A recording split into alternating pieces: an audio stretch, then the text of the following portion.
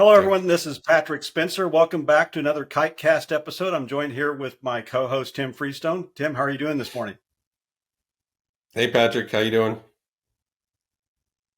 Doing well. Excited about today's conversation with Mark Lynd. Mark is currently the head of digital business over at Netsync. He's a top 5 globally ranked thought leader, strategist, keynote speaker for cybersecurity, artificial intelligence, Internet of Things, you name it, he can talk about it. He lives in Frisco, Texas. He's a former CIO, CTO, CISO. He's led various technology and sales teams in addition to his current role that have sold literally millions of dollars in software. He's served at various he served and serves on several corporate boards and has been interviewed by numerous publications like the Wall Street Journal, InformationWeek, eWeek, and so forth. Among other areas of expertise, Mark is a subject matter in compliance and governance, GDPR, HIPAA, CMMC, FedRAMP, you name it. He knows every acronym underneath the sun. Before Mark came into the public sector and did all the stuff we just talked about, he served in the U.S. Army in the 3rd Ranger Battalion and the 82nd Airborne. So, Mark, first of all, thanks for your service and thanks for joining us. Absolutely. Thank you. I'm looking forward to it. So, Mark, after you stopped jumping out of airplanes, how did you get into the private sector? Well, interestingly enough, it was one of those things where you kind of just know. It's one of those stories where you just felt it. I was in the Rangers, and they said I had hurt my knee, and so I had to take like a month off of duty. And they're like, "Well, do you want to go to a school?" Which is what they typically do because people get hurt all the time, right? Especially like in the Rangers and 82nd Airborne, etc. And so I went to a school that taught people that use mortars how to do fire control. And we used grid boxes, right? Laptops. They're effectively like laptops, more like tablets maybe. But they're hardened, so you carry them in the field. And I'm telling you, the minute I started using it and started learning how to do it, I knew. I just felt it. I knew I was getting out of the military at that point. I still went and did the Delta Force run. I made the 26 miles, but I didn't make it in the right time. But I was thrilled, and I feel very blessed that I was somehow given that insight. And I got right out. I went back to the University of Tulsa where I had been gone before, and they had a great computer science course and MIS, and I did it. And then I started working for Ambrata Hess and Pro Systems, and just kind of came up through that because I have a really big mouth and I like to talk. They kept promoting me. They didn't know what else to do. So I ended up, moving along and doing that. But the security piece has always been part of it. I think the military ingrained the security element in there, and it still carries through today. How do you go from that background, and it's very entrepreneurial, if you look at your career history, plus the variety of roles that you held, right? Business development, CIO, CTO, CISO, that's a very unique background for, the bulk of what we see in the marketplace today. How did that happen? That gives you a very unique perspective, I suspect. It does. I kind of look at it like I went through 3 very distinctive hype cycles, and I'm going through another one right now. The internet in the 90s, early 90s, it was just everybody was kind of like, the internet, it's a fad. And, nobody really took it seriously. And Amazon was a complete joke, right? Losing money, whatever. And, it was just all people thought it was all hype. And ultimately, it did evolve and turn into something that had great value for both business and personal, and had a great impact on society. So that was one hype cycle.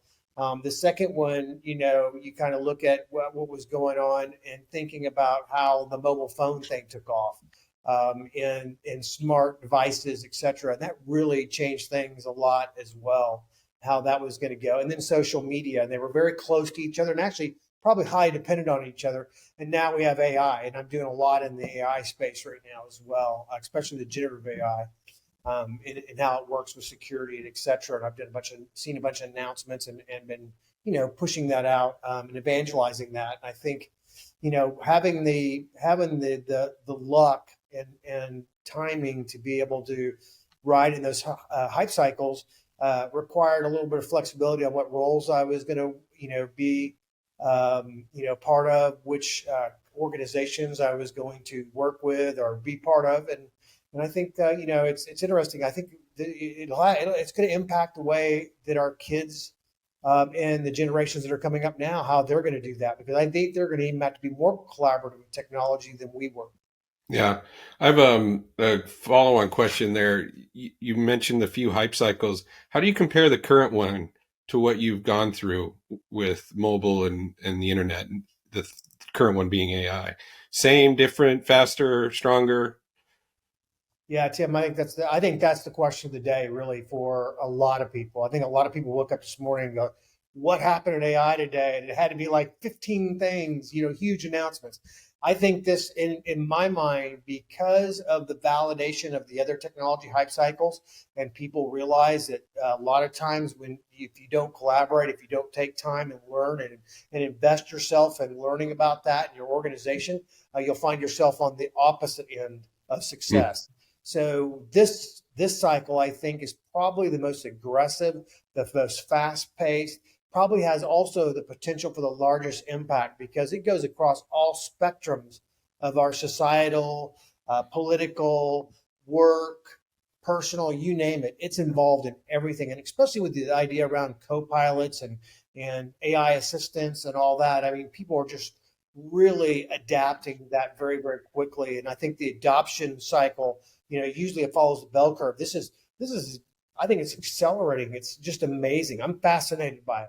Yeah, me too. And one of the things I'm fascinated by, and I live in a bubble, right? I'm in Silicon Valley. So I look around and for me, the whole world is paying attention. It's not the case. I talk to people outside of the bubble and extended networks, and they'll ask me, "Tell me, what is ChatGPT for again? Like, how does that?" To your point, how are you not waking up every day and trying to assess how your life is going to change that day because of this, right? And you can get me on a soapbox here. Patrick knows this, but I fully agree with you. And when we'll get into your book here, but I think about my daughter. She's 13, right? What she has to deal with from a privacy perspective, from her cybersecurity landscape, and everything that she needs to do because of this. I'm looking for another book that says, "Do this, Tim," because I don't. You know what I mean? It's incredible. Well, it's interesting.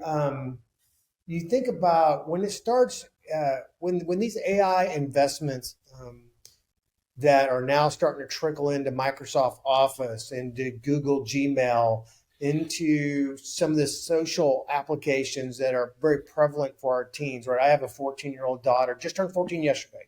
Yeah. And I have a 16-year-old, and I have one that's just out of college, but still on payroll. And, it's one of those things that you can kind of see the differences. But when I go and I talk about what I do, because they know what I do, right? They even looked at the book for me and told me, "Dad, don't use that. Don't say that. You got to put that in here and all this," which I appreciate. But their ability to use those tools, and I think to be able to assimilate what's coming down the pike is going to be amazing, because they talk about it as if it's a foregone conclusion, not it's amazing. But you're right. There's this huge swath out there that has no clue what's going on, but they don't realize. It's just like you go ask somebody. One of the greatest things I ever heard. I was at this amazing conference in Florida, and it was a public sector. It's called FLAGISA, right? It's for government and all that for the state of Florida. And the speaker was sitting there talking about it, and he goes, "I don't think people realize how many clouds they use in a day." And everybody, you could see there was kind of a little hum in the crowd. And he goes, "On average, 9 clouds a day." He goes, "My daughter probably uses it." He had a daughter as well. It's kind of one of the things that piqued me about the conversation. She was a little older. He said she probably uses 12 to 13 clouds a day, because they don't realize most of what's being served up to us through social through, your email, through your phone, all these apps. It's all cloud driven. And so they don't even know that. I'll bet it's going to be even more. This is just my humble personal opinion. I bet it'll be more with AI in the span of 2 to 3 years. I think they'll be using more AI than they are even clouds. And the cloud will be serving up those AI.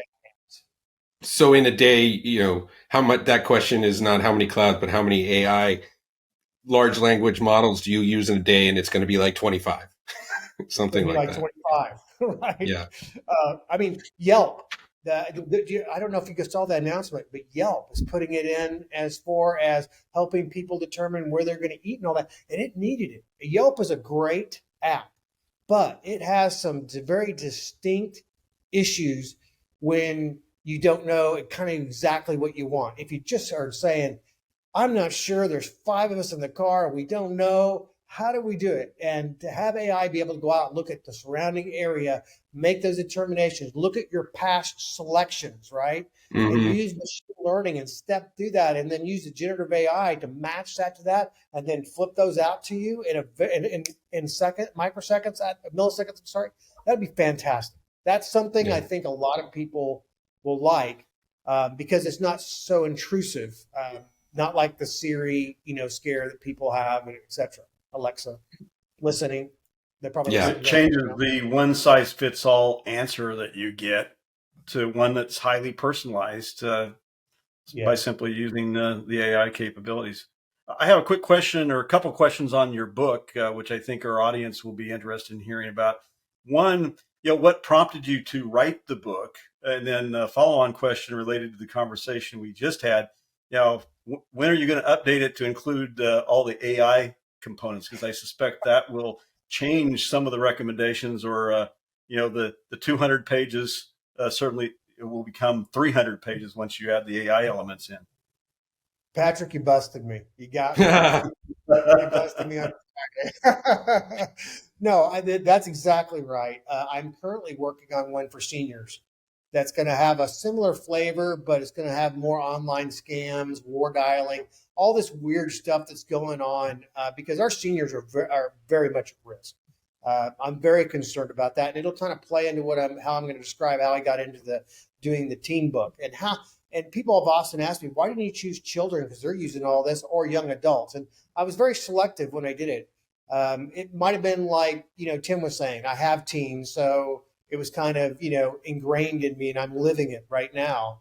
But the reality of it is I advise lots of K-12s and higher eds. In fact, hundreds of them. That's what I do. I go spend time with their C-levels and cities and counties as well. And what I hear over and over and over is that our teens are at risk, right? You go to, if you go to the Health and Human Services, right, and you're looking at kids that are being abused, right? A lot of that has to do with devices, how people do it. The estranged father finds the kid through the life through 60 or something. I start hearing stories like that. Then one of my daughters, she was 13 at the time, one of her friends was cyberbullied, moved to a different school, and it was brutal. It was really, really nasty stuff. And then I heard about another one where a 24-year-old guy was communicating with a teen, and they went to a party, and he showed up at the party, and they realized this guy's like 24. He tried to spike one of their drinks.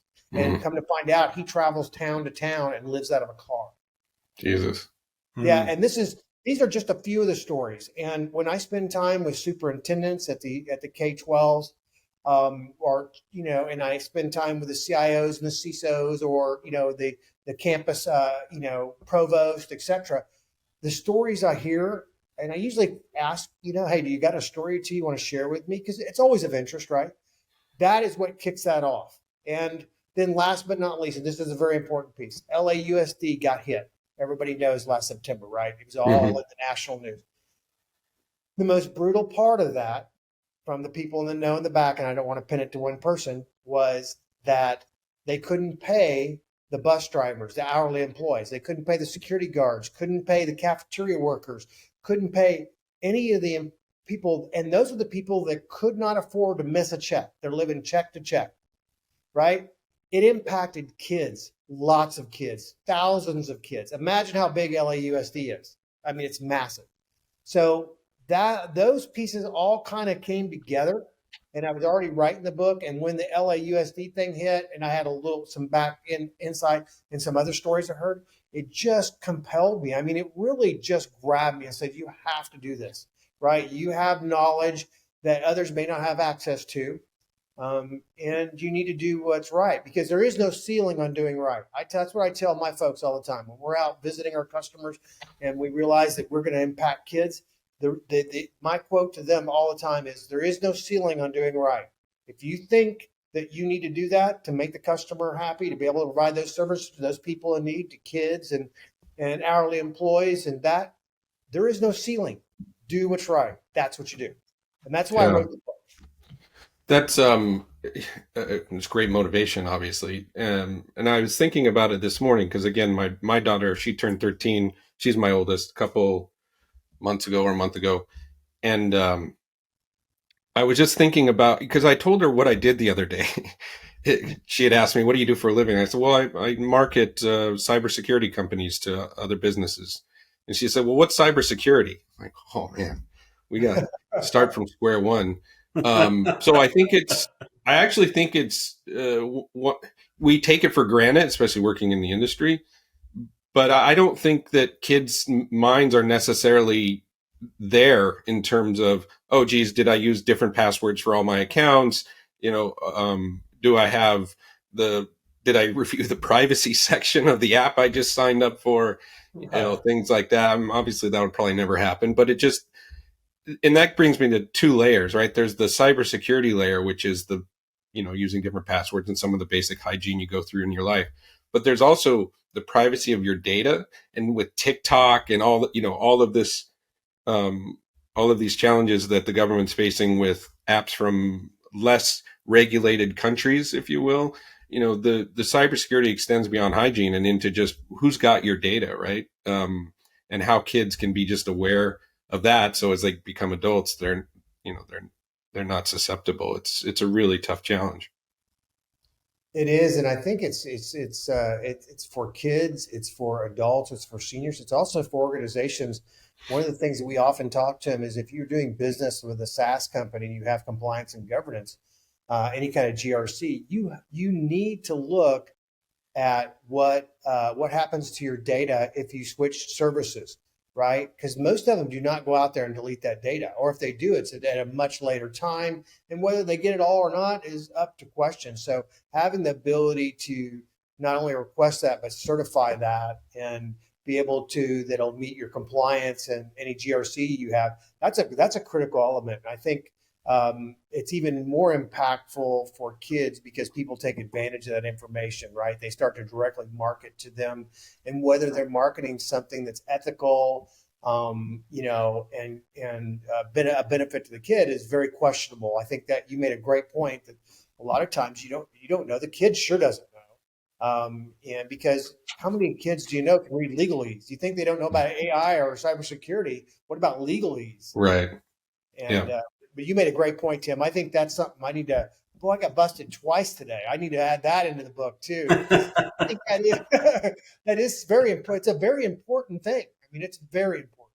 Yeah, who's got your data, and to your point, even at a company level, and GRC, you mentioned that's 5-6 years ago. Patrick and I were at Fortinet at the time. We've been working together for a while, but I don't ever remember hearing GRC. That now I hear it all the time, and third-party risk and what happens to your data, and things like security scorecard. And what's your perspective on GRC? How are you incorporating it into your talk tracks, your business? How important what are you hearing from the field and the organizations you work with on, especially in the relationship of your data, your company's data not being in your network or in your perimeter and into the cloud and into third parties? How big of a risk is this becoming? Well, it's obviously a big problem, and I think public sector is really feeling it, because I think you look at, they don't have the money or the amount of people that you see commercial and enterprise have, right? So they typically have to do more with less. They also typically are not as much, they don't spend as much on training. Yeah. And because they don't have to go out and deal with the commercial and enterprise and things like that, right? They're because they're understaffed too, they don't often have time to go to the training. They're also, and I think this is really critical, is they're unrecognized and overworked. And I think that's for a lot of security people, both public and private sector. But that I think where that impact comes in is, when do you have time to do the GRC, right? You have time when they're breathing down your throats, you're going through an audit, you've got the results, and the results are not what they had hoped. And so leadership now wants to know, well, why didn't you get this done? And I hear this all the time. And even leadership will say, well, some of the GRC regulations, all that, don't have any teeth. We don't need to worry about that when we're going to do it. I think that kind of dilutes it. So knowing that, understanding that, having a tool, like Archer or Security Scorecard or whatever you're using, where you can go in and make those determinations, have some level of automation to support that effort, and then follow it up with an actual audit from a third party so you can validate your experience. Those are things that we suggest to our clients all the time. A lot of them we see are trying now to reach out and do zero trust and do things along that lines. We got CMMC, we got all these things happening in the marketplace.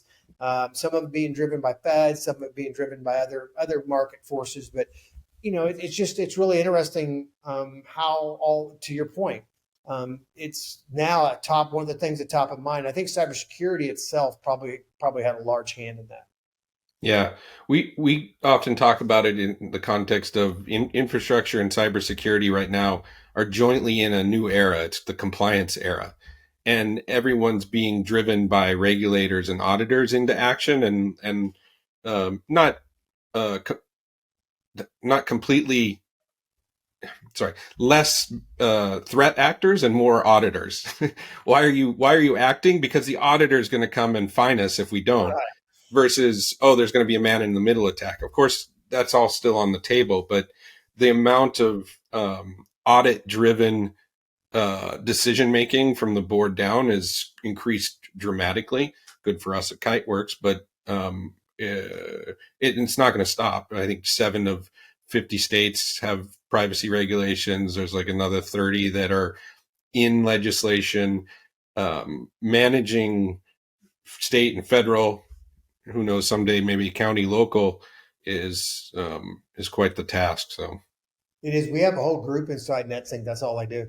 We just follow and presentations. And it's interesting, Tim. One of the things we do that's probably the most requested thing we do for free, and that is we do incident response tabletops, right? So. And the idea of that, it's a murder mystery style. So you don't know if you kind of said something a minute to spark that is, they don't know if it's a DDoS attack in this murder mystery. They don't know if it's a insider threat. They don't know if it's a man in the middle. They don't know if it's ransomware. They have no idea. So we actually take them through the whole process. We give them here's your current state. Here's the assertions. We have a letter of declination from the insurance company because they didn't follow the reporting requirements, which is very common. Yeah. It has a ransomware email, if it's the ransomware one, an actual one. And it even has a newspaper clippings with their name on it that they didn't, because it's the old Mark Cuban saying, if you look around the room and you don't know who the scapegoat is, it's right. You. Yeah. It's you. You're the one. And we try to advise our clients, get crisis PR, connect it to your emergency response after Uvalde and a lot of these, shootings on campuses and other things, and really take it very, very seriously, to your point, versus just doing it because the regulation came down or you're getting audited. Actually look at what's the impact on your organization, on your employees, and on your community. And if that's something that's pretty severe, then you need to take action now. And I tell you, it's what's stunning is, and I know you guys probably know this probably better than anybody, it's unbelievable how many organizations do not have an incident response plan. Yeah. If they do have one, they haven't tested it or seen if it's actionable in over a year. Yeah. I mean, how much of that do you think is driven by just what you said earlier? Just don't have the time. I don't have the people or the time. I have it in place. Check. Yeah. How do I And is it all, it's something that's done in retrospect, right? You implement your cybersecurity and then you need to figure out what your GRC looks like, your incident response, rather than that's part of the conversation up front. I assume that's probably what you're trying to prompt your clients to do, is make it a proactive conversation so that it's built into that cybersecurity strategy rather than an afterthought that's just tacked on. Patrick, that's exactly the reason why, because you do not do your best work under pressure. We've gone in and helped them after they've been hit with ransomware, a bunch of organizations. We go in there, it's always more chaotic, it's more political. Yeah. The reporters, the local reporters are trying to get to the data center manager's wife or spouse to find out what the real story is. She didn't get the real story. She got a portion of it and added a little flavor, and it ends up in the press. And this is what happens, and what they don't realize, you get caught up in this cycle of drama that you cannot get out, and you're not going to do your best decision making. And it often costs jobs, and it hurts those in need. I mean, we're talking about, if you're talking public sector, you're talking about people in need. And, you just got to spend a little time and put a little thought. To do it solely because you're being audited, I think, my personal opinion, it's not the right call. Right call is do it because it affects you or your community or your employees or your family, and do that thing. There is no ceiling to doing right. I mean, I truly believe that. I applies in cybersecurity all the time, because people always say, to Tim's point, I'm too busy. I got too much going on. I don't have time for that. Okay, but you're going to have to balance it one way or another. I promise you, you will look back and you will find time and you will find money in retrospect. In retrospect, yeah. It's almost pretend you're in a bad situation now. What would you do? And do that, so you don't have to do it in the future. Yeah. That is the murder mystery tabletop. That is the essence of the murder mystery tabletop. Yeah. Some of these regulations, like CMMC for the DoD, and then some of the executive orders that have come out over the past couple of years, EO, 14028, around zero trust. Those are attempting to do some of the things you just discussed, prompt a responsibility, a community responsibility around this third-party supply chain for the DoD, or how government departments operate within themselves, but also how they interact interdepartmentally. Can you speak about that issue and what you're seeing? Are we seeing progress, or are we still in the status quo where we're trying to catch up there? I think we're seeing progress. I'm going to be at Dell Tech World here in 3 weeks, and I'll be speaking about zero trust with the CTO of Federal for Dell. Amazing guy named Herb, really knows his stuff. Been out there, fought the wars, and they have a really, really good approach to doing that and getting zero trust in place and let you start reaping those benefits, right? And I really like the approach. There's a couple others out there that are also doing really good work around this, heavily in the Fed space, right? Because a lot of people follow the Fed when they get it rolled out, as you all know. It becomes really real, especially for state governments and some of the local governments. So we're seeing huge drives towards zero trust. And I think the other thing that kind of is helping it is you guys work Fortinet. Fortinet's one of our many partners. And, everybody's pitching zero trust right now.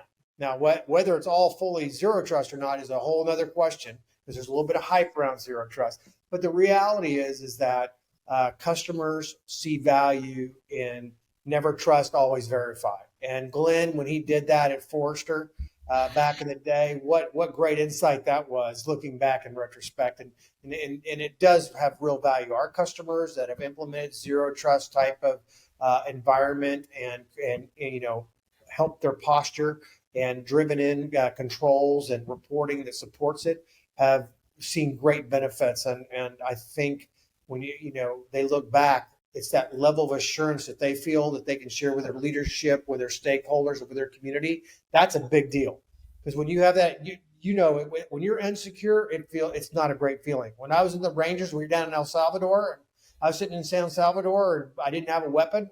I did not feel, I was not assured. Those are the days of the hit squads and all that. I did not feel assured.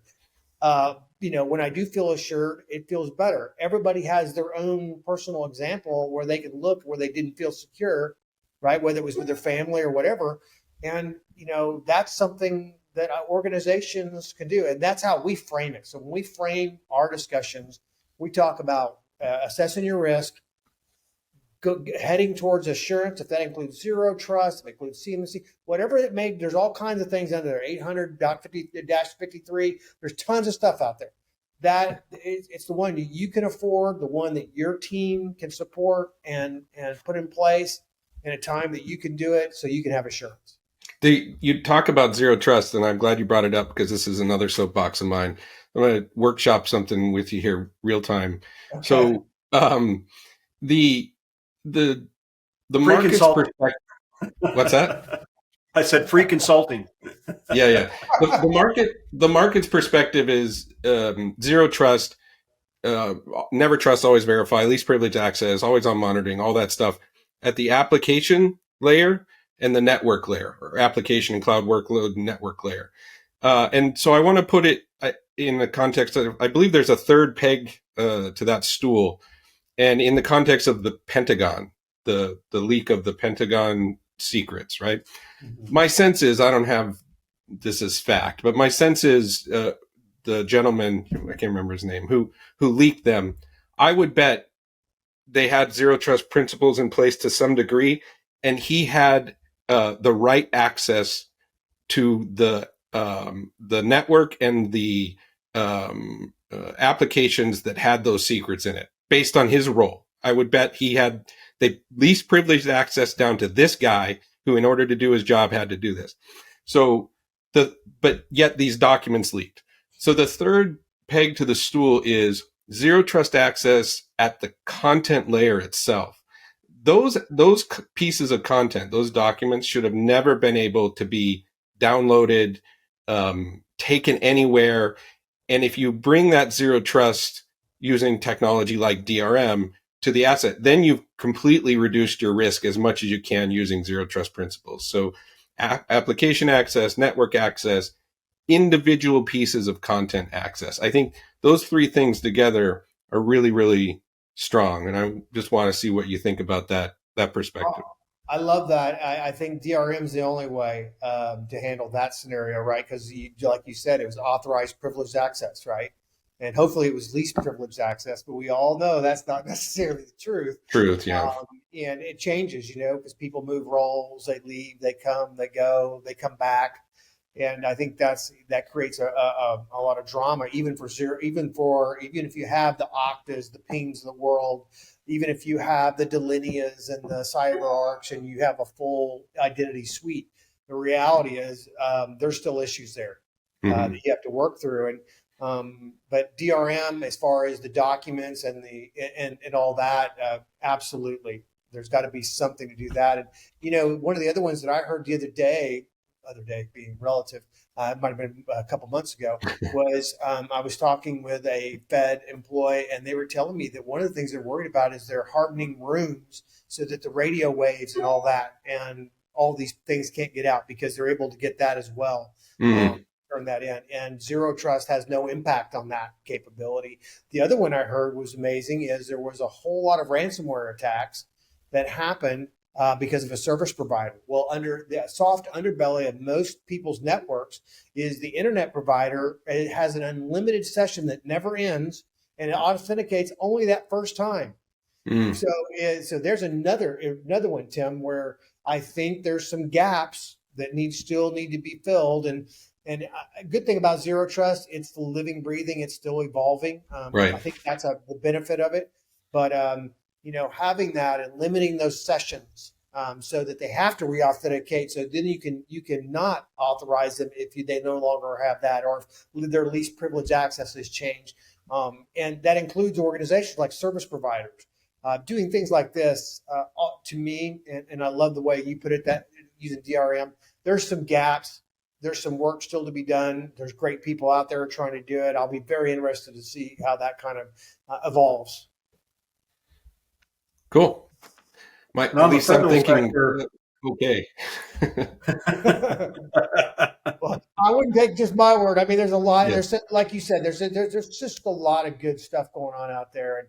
And I love having these type of conversations and getting other people's thoughts and inputs, because it kind of helps you center yourself and but your opinion isn't one way or the other because you've only heard people say this. Especially in something like zero trust, where you walk in and everybody has an opinion on it, but whether it's a well-informed opinion or not is up for debate. Great insights. One more question here, sort of piggybacking on this conversation. You have the network, infrastructure, applications, content. You need to be aware of all of those. How do you work with your clients to help them implement a plan so they can actually measure what their risk posture looks like and do that on an ongoing basis? I assume that's one of the capabilities that you provide to your clients. It is, and even when I was with other organizations prior to this, we always started off with, if they haven't had a risk assessment, especially with the latest and greatest things, right? We talked about GRC. Things change in a year; they just do. And also, you got to include your stakeholders, right? So if you're at higher ed, you got to get your superintendent, you go chancellor. And you got to get the leadership involved. If you're, K-12, you got to get your superintendent, your executive cabinet, and principals involved. If you're out in, a commercial, you're going to have to get the CEO and accounting and the others in there. And I think that really impacts what they're going to do. But we start with an assessment. We include stakeholders, and we try to help them. And a lot of times it'll start off with an IR tabletop or, a zero trust assessment. And we'll go in there, we look at them, and I see our competitors and peers do this as well. And that is to determine where the gaps are, and then help them prioritize. What do you current projects that are currently funded do you have where we can start to make an impact now? MFA for the last 5, 6, 7 years, one of the very first things people do, because you hear stats like Microsoft says 91% of all attacks can be stopped if you get MFA in place. I don't know if it's 91 or 65. Doesn't matter. It's still better than 50. And, that's a great way to do it. MFA's had a massive impact, especially, I'll give you one great example. Our universities are under fire. They're under fire like nobody's ever seen. They have all these researchers from out of country that come here, and they're granted unbelievable access to our greatest secrets, right? R1 universities. That hundreds of millions of dollars funded a lot of times by the federal government. They have to follow the DOD or the federal government's rules. But a lot of times it's more of an attachment or a connection, right? Well, they're piping data out and they're sending it back to their country, and or to bad actors or to gangs that are associated with countries. And it's really bad. It's happening all the time. They're very limited because it's an R1 and the research is king, and the money coming in for research runs the show. And any chancellor will tell you that runs an R1 university, those are things that we got to get better at. We got to figure out as a country, as a species, as a society, how we're going to deal with some of these hard questions that don't have great political answers, don't have great societal answers, but they impact a lot of people and very negatively. So I think that's one of those things that kind of drives that piece. And, we find that in assessments, and that's usually where we start. And unfortunately, a lot of times the findings are just not brilliant.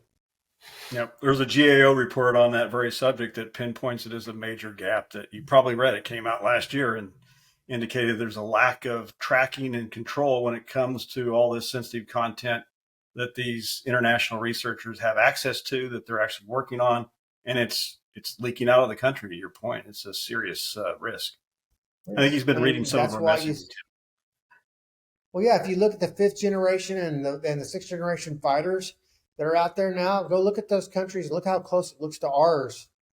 It's unbelievable. I mean, it's very, very similar. There's a lot of technology. And look, if you're not willing to protect it, then that's what's going to happen. And that's just the nature of the beast. And we just got to get better in a lot of areas. I think the manufacturers are largely doing a pretty good job of innovating. I think AI is going to be a tremendous help, but it's also helping the bad actors. And we're starting to see that now. We've already started to see some of the things that AI can use, generative AI can do to bring that. In fact, I've posted it out there a few times, the good and the bad, because it's a little scary.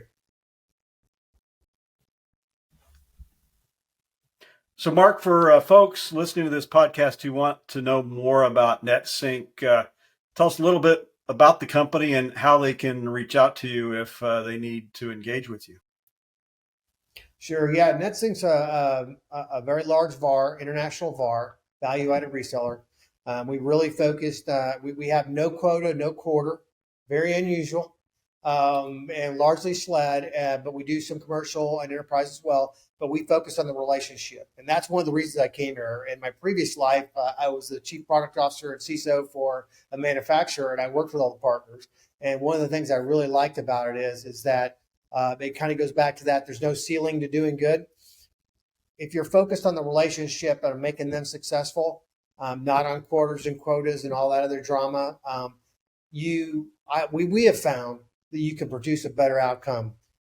And we're seeing that. And I think that's been funded the growth, been kind of one of the rockets for this growth, because this company's grown like crazy.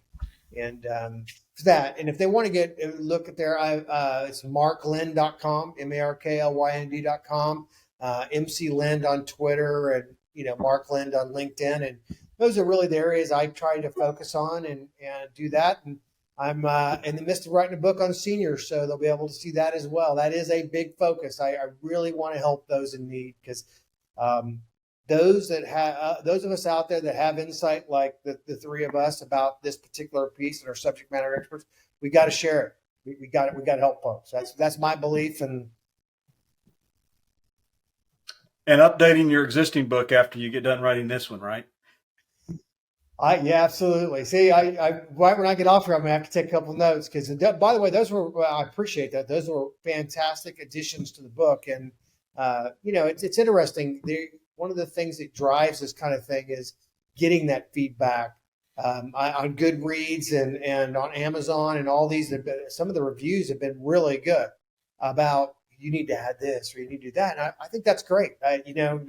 You can't have too much pride in authorship. If you have too much pride in authorship, you won't be successful. So, Mark, the book, Educating Teens in Higher Ed on Cybersecurity Best Practices, Cybersecurity Life Skills for Teens, can be found on Amazon.com. They can buy it on the Kindle, or they can buy it in paperback, I suspect. That's correct. Yes. Yeah, they Right. can. We were also we're going to be doing it for schools as well. We're going to have a bulk buy for schools, and I have a group. They'll help me build the curriculum around that, because I just feel like this is just too important, and all Tim does today is just verify that case. Yeah, no, it's really great. When I saw the book, I hadn't seen anything like that before, and it was just timely with some recent conversations I had with my daughter. So thanks for doing that. You're more ambitious than I am. So. I have a lot of help. Really? I have to hold my hand up and admit it. I have a lot of help, and I'm very appreciative of the help. As a matter of fact, if you look at the acknowledgments in the back, it's 2 pages long. Okay. Oh, wow.